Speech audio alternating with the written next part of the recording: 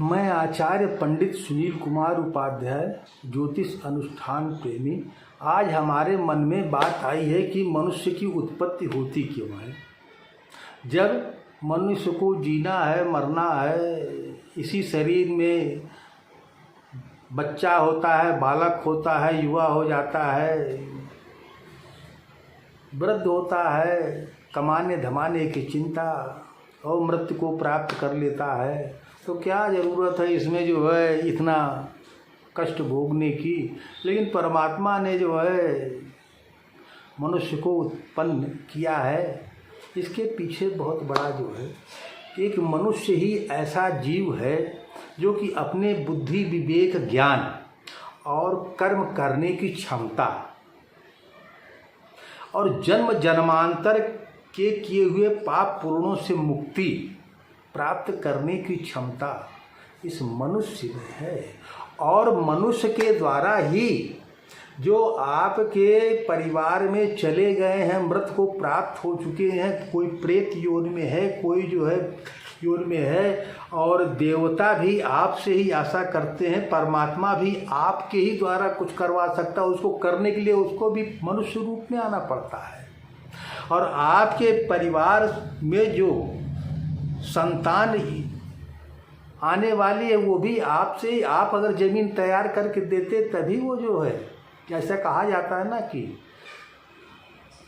नारी जात को जड़ कहा गया है और जड़ रूपी होकर के वो धारण करती है, तो वो प्रकृति साक्षात प्रकृति है। तो और मनुष्य के द्वारा ही इस प्रकृति, परमात्मा, देवता, सारे ग्रह नक्षत्र ये सब हम ही लोग से तृप्त होते हैं। और आकाश मंडल, क्या अंतरिक्ष कह लीजिए या ब्रह्मांड में कह लीजिए, जो सप्त ऋषि हैं वो भी ऊपर से हमारे पृथ्वी लोक के कल्याण की कामना करते दिन रात हमारे लिए जो है वो जप करते रहते हैं। और मनुष्य ही इस पृथ्वी से जो हवन यज्ञ वेदोत्तर पूजा पाठ करके देता है, उससे उनका उद्धार कल्याण होता है, तृप्त होते हैं वो। जब वो तृप्त होते हैं तो हमारे, क्योंकि प्रकृति, पर्यावरण, परमात्मा, इस पृथ्वी के पर आने का सबका उद्देश्य एक यही होता है कि हमारा किसी तरह से उद्धार कल्याण हो जाए, और वो सब मनुष्य के द्वारा होना है। तो ऐसी व्यवस्था संचालित करने की ज़रूरत होती है कि जिससे कि ये सृष्टि का संचालन मनुष्य के द्वारा चलता रहे। जैसा कि कहा जाता है 1,95,58,85,125 वर्ष सृष्टि के बीत चुके हैं,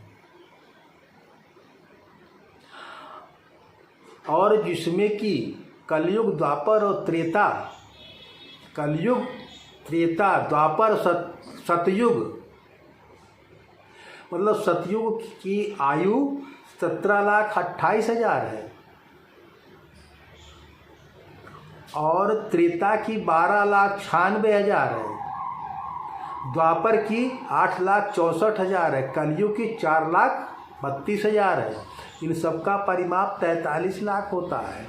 मतलब कि ये 27 बार कलयुग आ चुका है पृथ्वी पे। और कलयुग के लोग शापित और पापी होते हैं, इनका जल्दी उद्धार कल्याण नहीं। कहा जाता कलयुग का मनुष्य ही बन जाए तो भी बहुत बड़ी बात है, मनुष्य का जीवन नहीं मिल पाता है, क्योंकि ऐसे कर्म नहीं हो पाते हैं। सतयुग में लोग सत्य पे थे तो पूर्ण रूप में धर्म था।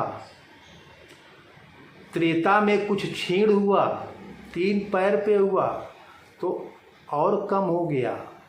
फिर द्वापर में 50-50% का रेशियो हो गया, और कलयुग में तो पाप ही है। मनुष्य सत्य को जैसे भूलता जा रहा है, और ब्राह्मण, गौ, नारी, वेदोक्तर, वेद, ये सब की रक्षा यदि होती है इस पृथ्वी पर, ब्राह्मण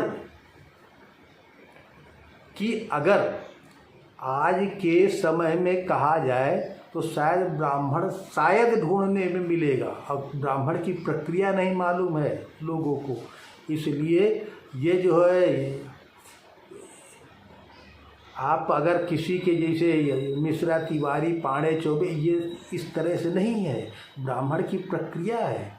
क्योंकि जन्मकालीन प्रत्येक व्यक्ति शूद्र होता है। इस पृथ्वी पे जो आता है वो अपने कल्याण की कामना करता है। कल्याण मनुष्य के द्वारा होता है और वेदोक्त कर्मों के द्वारा होता है। इस शरीर को कितना शुद्ध कर ले, इस मन को कितना शुद्ध कर ले, और इस परमात्म शक्ति की ऊर्जाओं को कितना हम मजबूत कर ले, तब आप इस पृथ्वी से, क्यों कि उस परमात्मा ने जो रच रखा है,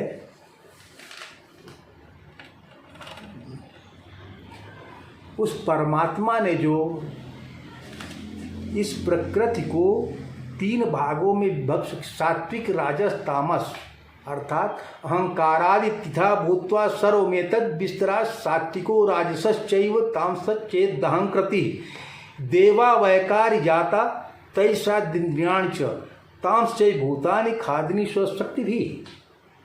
अर्थात यही अहंकार 3 भागों में विभक्त होता है, सात्विक, राजस और तामस। सात्विक अहंकार से देवता, तामसिक अहंकार से प्राणी, आकाश, पंच महाभूत मतलब पृथ्वी, जल, तेज, वायु, आकाश, एवं तेजस अहंकार से सभी इंद्रियां उत्पन्न होती हैं। राजस्य कह लिए, राजस अहंकार से मनुष्य की इंद्रियां उत्पन्न होती हैं, जो कि भोग विलास के ही लिए उन्मुक्त होती हैं। ये इंद्रियां हर एक तरह से सुख भोग चाहती हैं। तो मनुष्य के पास बुद्धि, विवेक, ज्ञान कि हमको क्या करना चाहिए, किसके लिए क्या करना चाहिए, मनुष्य सोच सकता है, कर सकता है। लेकिन ये अहंकार जब न आने पाए तब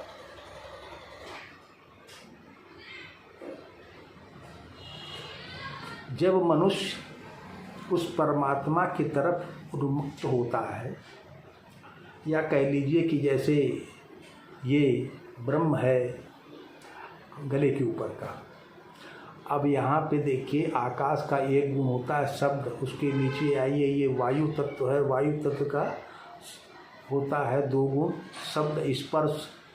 अग्नि तत्व के 3 गुण हो जाते, शब्द, स्पर्श, रूप। जल तत्व के 4 गुण होते हैं, शब्द, स्पर्श, रूप, रस। पृथ्वी के 5 गुण होते हैं, शब्द, स्पर्श, रूप, रस और गंध।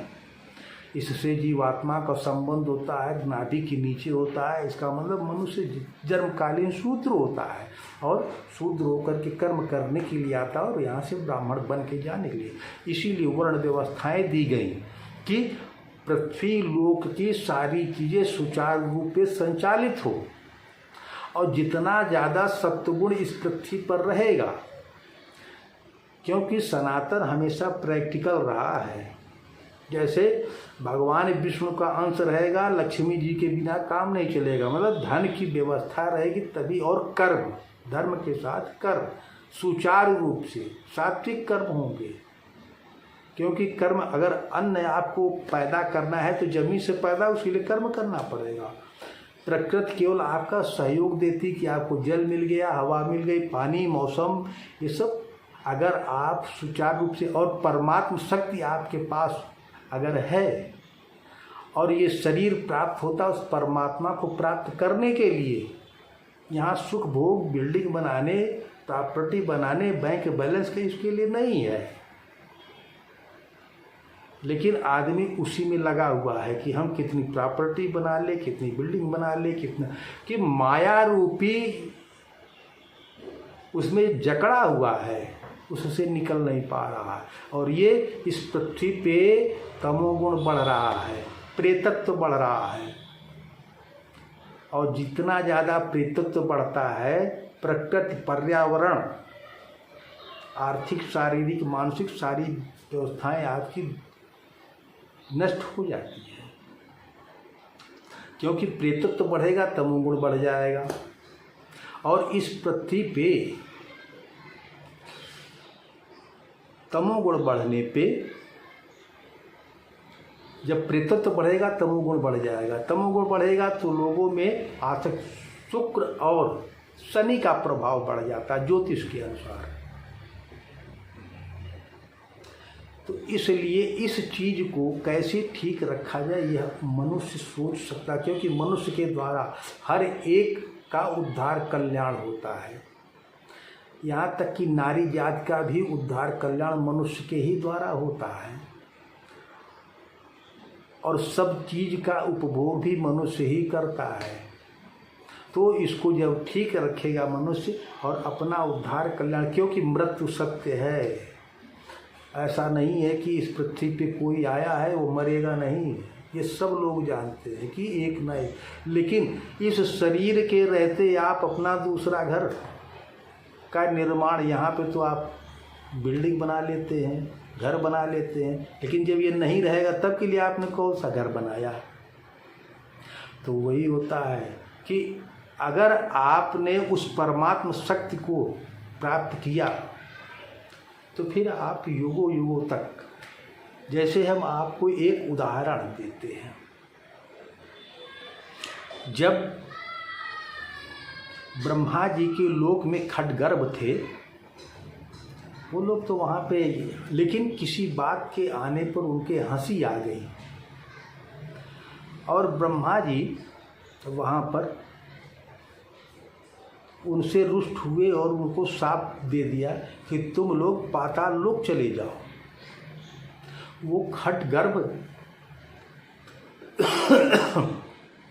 जब वहाँ से पाताल लोक चले गए, लेकिन वो वहाँ पे तब भी अपना तप करते रहे, विष्णु भगवान की पूजा करते रहे। अब वहाँ पर जो कालनेमि उनके पिता था, उसने कहा कि तुम लोग खाते हो हमारा और पूजा करते हो, ठीक है, तुम लोग को एक एक करके मैं। वही जब खड्गर्भ देवकी और वासुदेव देवकी के गर्भ से उत्पन्न हुए एक एक करके, और कंस जो था वो कालनेमि, उसने उन पुत्रों को मार दिया। खड्गर्भ जो है नष्ट हो गए और वो उनका उद्धार कल्याण हो गया। और 7वां गर्भ जो है ट्रांसफर हो गया और 8वें भगवान श्री कृष्ण का जन्म हुआ। तो इस तरह से अगर मनुष्य भी अपने को सत्वगुणी बना करके और परमात्म शक्ति को प्राप्त करके करता है, तो वो भी इस शरीर के ना रहने पर भी उसकी योग माया चलती रहती है, तब चलता रहता है। कहा जाता है कि हजारों वर्ष तक लोग तपस्या करते रहे, लाखों वर्ष तक तपस्या, क्यों? तो उसको फिर किसी चीज़ से, हवा के पान से भी जो है उसका जीवन, मतलब उस परमात्मा का तप करता रहता है। तो मनुष्य को भी उसी ये शरीर मिला इसीलिए है। दूसरी चीज बताते हैं आपको, एक बार मनुष्य माया रूप में कैसे जगड़ जाता है, चाहे जितना आप तब किए कुछ भी किए, लेकिन उस माया के बंधन में हर एक व्यक्ति फंस ही जाता है। लेकिन अगर उस परमात्मा का भक्त है और वो उससे निकल जाता है। एक बार नारद जी ब्रह्मलोक पहुँचे और अपने पिता ब्रह्मा जी से उन्होंने कहा कि प्रभु माया क्या है? तो उन्होंने कहा इसके चक्कर मत, चुपचाप बैठो, हालांकि तुमको समझना है तो विष्णु भगवान इसका बड़ा अच्छा जो है विश्लेषण कर सकते हैं। अब उनके मन में उत्सुकता होने लगी कि ये माया को समझा जा है क्या ये। वो विष्णु लोक चले गए, वहाँ जब पहुँचे तो देखा माता लक्ष्मी और विष्णु भगवान विराजमान है। और जब नारद जी पहुँचे तो माता लक्ष्मी जी वहाँ से उठकर चली गई। जब माता लक्ष्मी चली गईं, अब इन्होंने विष्णु भगवान से कहा कि हे प्रभु, मैं तो एक संत हूँ, मुझको माया और इस मोह माया से क्या लेना देना है। माता जी हमको देख करके चली गईं। तो विष्णु भगवान ने कहा कि ऐसी बात अब किसी से आगे मत कहना, क्योंकि माया पे आज तक किसी ने कोई विजय प्राप्त कर ही नहीं सकता है। अब उनके मन में और उत्सुकता हो गई कि ये माया क्या है, कि इससे जो है कोई मुक्त नहीं हो सकता है। हे प्रभु, मैं जानना चाहता हूँ ये माया है क्या। तो उन्होंने कहा अरे ठीक है, लेकिन फिर भी उनके मन नहीं माना। तो उन्होंने कहा, तो थोड़ी देर बैठने के बाद उन्होंने अपने वाहन गरुड़ को बुलाया और नारद जी से कहा आओ चलो घूम के आते हैं। नारद जी को भी पीछे बैठाला और वहाँ से वो चल दिए। उन्होंने तमाम जगह जा कर के तमाम गांव, गोष्ठ, तालाब, नदी, पर्वत सब कुछ देखते हुए पार करते हुए चले गए। एक जगह जो है उनको रमणी, वही माया रूपी स्थल बना हुआ था, उन्होंने विष्णु भगवान की माया थी, वहाँ पे जा करके अपने वाहन गरुड़ को उतारा। तो वहाँ एक तालाब था, बढ़िया सरोवर, उसमें कमल खिले हुए थे खूब बढ़िया। और वहीं पे नारद जी से कहा कि अरे नारद जी, ये देखिए कितना अच्छा जो है रमणीक है, स्नान करो, ध्यान लगाओ। तो नारद जी ने कहा हाँ प्रभु, थोड़ी देर ध्यान यहाँ लगाना चाहिए। तुरंत जो है उन्होंने अपने वस्त्र उतारे, कमंडल दिया भगवान विष्णु को और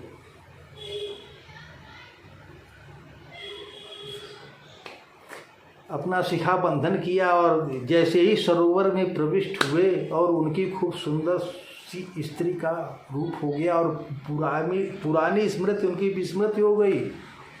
अब देखिए माया में कैसे आदमी फंसता। और भगवान विष्णु वो सब कमंडल और वस्त्र लेकर के गरुड़ पर बैठे और चल दिए। अब वो वहाँ पे अकेले में निर्जन स्थान में, अब उधर से एक राजा तालध्वज आ रहे थे। उन्होंने देखा हमारे राज्य में कौन जो है ऐसी स्त्री निर्जन स्थान में अकेले बैठी। तो तुरंत गए वहाँ, पूछे कि भाई तुम किसकी कन्या हो, किसी की पत्नी हो या किसी की जो है बहन हो, क्या है, कहाँ से आ गई। तो उसने कहा कि हमको कुछ पता नहीं, कुछ याद नहीं। अब वो बड़े परेशान हुए कि क्या। तो उन्होंने अपने जो साथ में सैनिक थे उनको आदेश दिया और आग्रह किया कि अगर जब तक पता नहीं चलता है तब तक आप हमारे निवास राज्य में रहिए और फिर देखते हैं। फिर जो है भाई ले गए और एक बढ़िया पालकी सजवा करके आई, उस पर उनको बैठाला गया और चले गए भाई। अब चले गए, जा करके अपने वहाँ ले गए और कुछ दिन बीत गया तो उन्होंने कहा कि हमारा भी स्थान खाली रिक्त है और अगर आप कहें तो हम लोग वैवाहिक बंधन में अपने को बांध लें। तो इस प्रस्ताव पर नारद जी भी स्त्री रूप में नारद जी स्वीकार कर लिए और दोनों का विवाह हो गया। विवाह उपरांत जो है पुत्र हुआ, एक पुत्र हुआ, बड़ी खुशी मनाई, बहुत प्रसन्न रहे। और नारद जी भी जो है फिर कुछ समय बीता, दूसरा हुआ, तीसरा हुआ, चौथा हुआ, इस तरह से 12 पुत्र नारद जी उत्पन्न हुए। और राज्य में जो है अच्छा, नारद जी को उस टाइम ये लगे कि हम तो इस खूब सुंदर, मैं एक अच्छे राज्य की एक कुशल स्त्री के रूप में वो, तो उसी कार्य में सब सेवा सत्कार में लगे रहते थे। फिर वो बच्चे भी बड़े हुए, उनका भी विवाह हुआ, तो नाती पोता, इस तरह से बड़ा परिवार उनका एकत्रित हो गया। और नारद जी उसी में अपना मगन हो गए और लगे रहते थे। बहुएं आ गई तो एक बार की बात है, एक दूसरे राज्य का राजा ने चढ़ाई कर दिया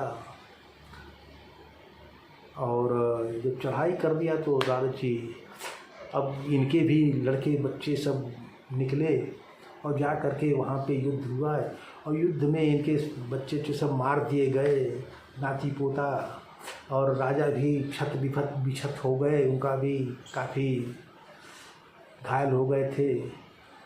अब नारद जी अपने वहाँ से निकल करके जब देखे बाहर जा करके, तो देखे तो वो भी अपना जो है विलाप करने लगे कि बड़ा दुर्दांत राजा था, हमारे बच्चों को मार दिया, ये कर दिया, वो कर, तब तमाम तरह से। फिर जब विलाप कर रहे थे, उसी के बाद वृद्धा रूप में भगवान विष्णु का आगमन होता है, और उन्होंने कहा कि देखो, अब ये शोक करने से कोई फ़ायदा नहीं है, जो ये सब जगत का नियम है, सब कुछ चलता रहता है।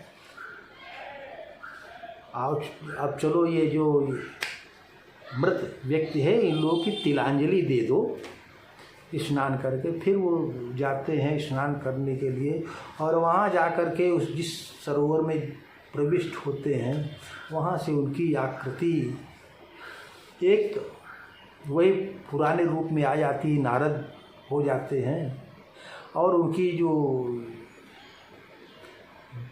याददाश्त चली गई थी वो वापस आ जाती है। और फिर नारद जी फिर भगवान विष्णु उनसे कहते हैं कि, और भगवान दिख साथ दिखाई देते हैं, कमंडल वस्त्र उनको देते हैं, और पूछते हैं कि नारद, अरे तुम कहाँ फंस गए थे?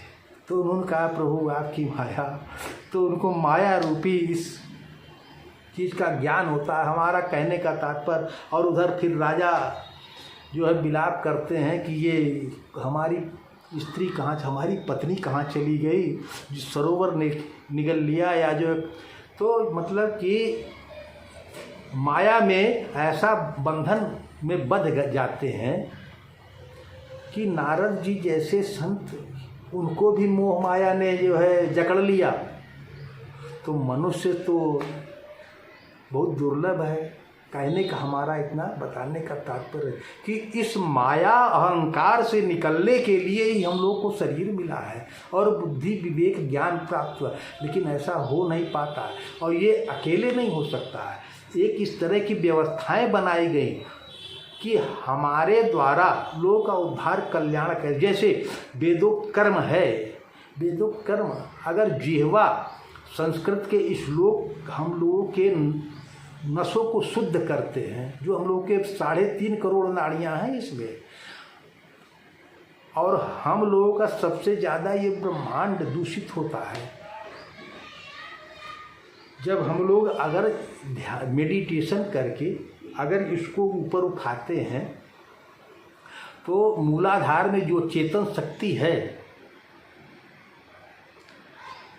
अब परमात्मा के दर्शन कैसे होते हैं कि नहीं होते, ये मैं दूसरा वीडियो बनाऊंगा।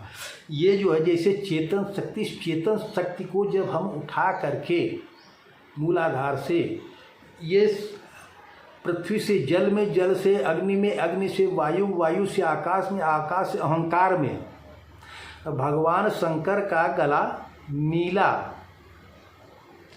कहा जाता है। उन्होंने विष पान किया, अर्थात कि काम, क्रोध, लोभ, मोह, मत्सर, ममता, अहंकार, मद, दंभ, लज्जा, भूख, प्यास, निद्रा, भय, आलस, अभिमान, अहंकार, अज्ञान, बुढ़ापा, मृत्यु, ग्लानि, बैर, ईर्ष्या, डाह, मद, श्रम, ये सारी चीज़ें यहाँ आती, इसको हम लोग छोड़ नहीं पाते हैं, ये विषाक्त है।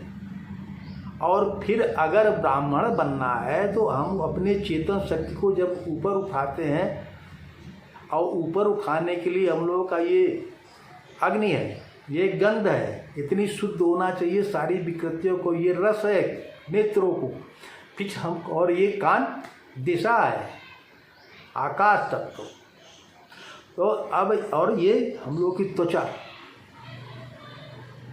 ये 5 ज्ञानेंद्रियां प्राप्त हैं, तो इसको फिर शुद्ध करने की जरूरत होती है। अगर आप, इसीलिए ब्राह्मण को कहा जाता है जनेऊ संस्कार द्विज बनाया जाता है कि अब आप गायत्री मंत्र, संध्या, वेदोक्त कर्म, ये सब से आप अपने को शुद्ध करेंगे तो इस ब्रह्मांड में आपकी चेतन शक्ति विराजमान हो, आज्ञा चक्र खुलता है हम लोग का, और परमात्मा के दर्शन होते, क्योंकि ये शरीर ही प्राप्त हुआ परमात्मा का साक्षात करने के लिए, लेकिन उस तरफ आदमी को बढ़ना पड़ता है। और जब ब्राह्मण इतना शुद्ध होता है तो कहा जाता है ना कि उसका पैर जिस जगह पड़ता है वो जमीन शुद्ध होती है, लेकिन इस पे आदमी को बहुत ज़्यादा ज्ञान, ब्रह्म ज्ञान की प्राप्ति करना चाहिए, और ये ब्रह्म ज्ञान की प्राप्ति के बिना संभव नहीं है, क्योंकि सात्विक, राजस, तामस 3 गुण हैं। सत्य गुण इस पृथ्वी पर रहेगा, और ब्राह्मण, गौ, नारी, वेदोक्त कर्म, तो सत्य गुण भी रहेगा, आदमी निरोग रहेगा, स्वस्थ रहेगा, प्रकृति पर्यावरण शुद्ध रहेगा।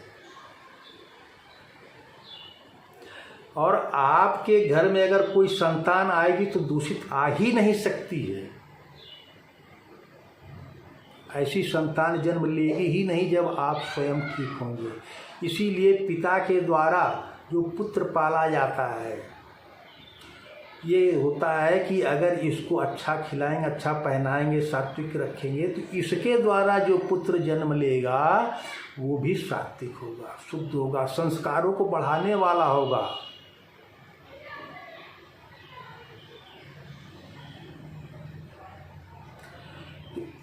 और ये सब आज आदमी पालन नहीं कर रहा है, और परमात्मा को चाहता है। परमात्मा अगर मंदिर में होता तो अंग्रेज ले गए होते उसको कि तू हमारे यहाँ चलो। मंदिर में, मनुष्य के अंदर परमात्मा है, उस मंदिर में भी परमात्मा कैसे रहेगा जब तक वहाँ पे भी वेदोक्त कर्म। अब आज आदमी इतना भटक रहा है कि कहीं बागेश्वर बाबा, कहीं जो है वृंदावन, कहीं उज्जैन, कहीं कहीं, और आप देखिए इतनी भीड़ सब जगह लग रही है, कहीं वैष्णो देवी चला जा रहा है, कहीं अमरनाथ यात्रा, कहाँ चले जाएं कि हमारा उद्धार कल्याण हो जाए। परंतु सात्विक कर्म या ऐसी व्यवस्था बनाने की तरफ नहीं बढ़ रहा है कि इसीलिए वर्ण व्यवस्थाएं बनाई गई कि कर्म भी जरूरी है। और ये वर्ण व्यवस्थाओं का भी हम एक वीडियो अलग देंगे बना करके कि हमारी कहाँ से संचालित, कहाँ से ली गई है ये वर्ण व्यवस्थाएं।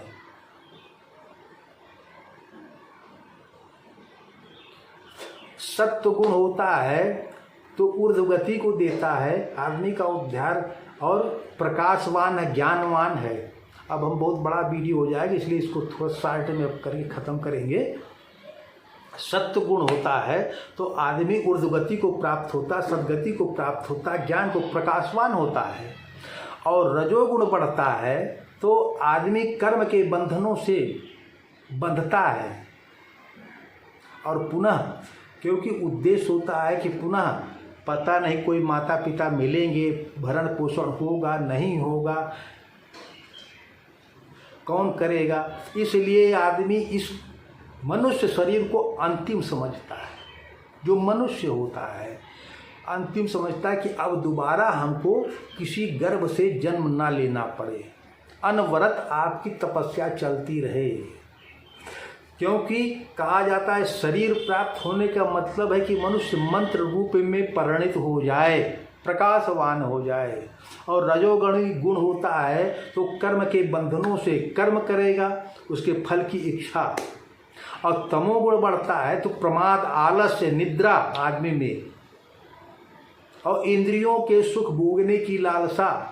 तमोगुण अच्छा नहीं कहा गया है, इसीलिए भगवान शंकर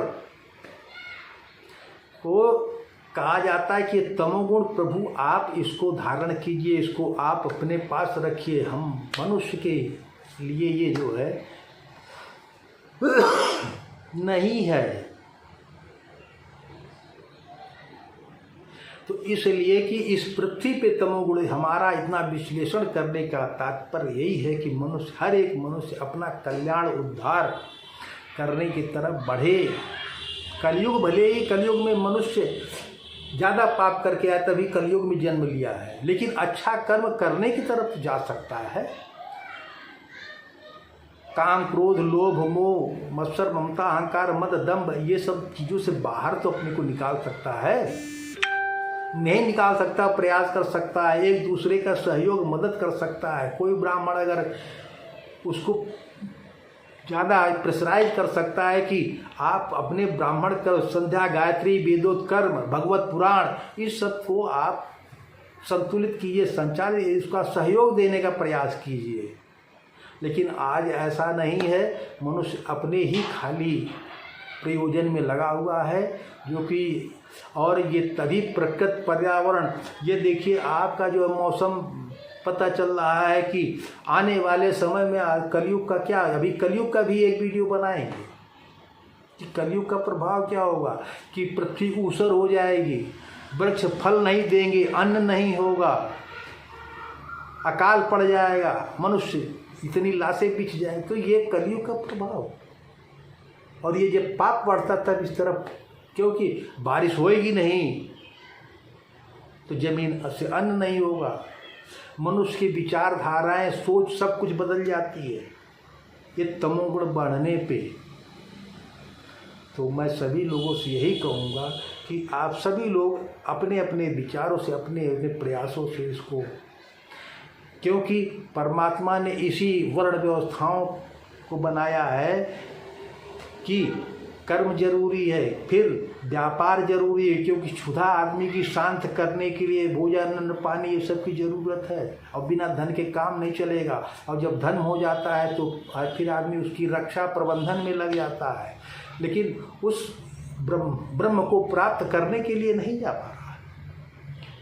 रिटायर होगा, एक दूसरी जगह सर्विस करने लगा, तीसरे, मतलब उसको लास्ट तक।